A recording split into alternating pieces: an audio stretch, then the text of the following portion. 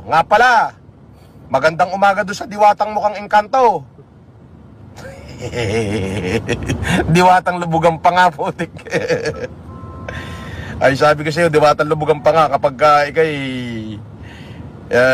lumaki ulo mo, lilipas ka na. Oo, sabi mo, lilipas din yan, kuya.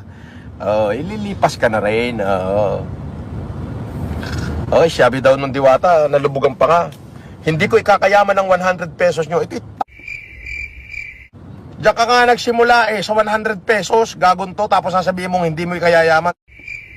Minuminuto, lubugan pa nga mo. Pag pinalubog ko pa yan ng todo,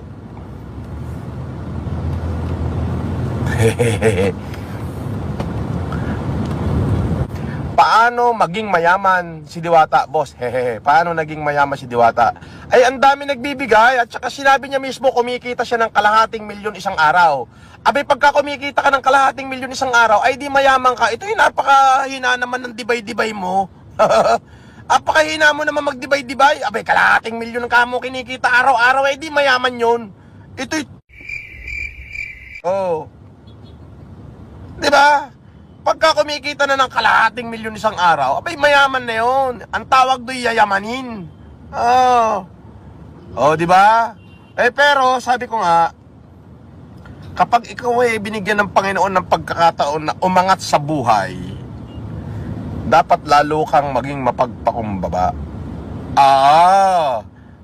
Ngayon, diwatan lubugan pa nga, na mukhang engkanto, ay, nakaw, wag mo sasabihing lilipas din yan at wag mo sasabihing may nagpapabati nga lilipas din daw yan, kuya. Lilipas ka na rin.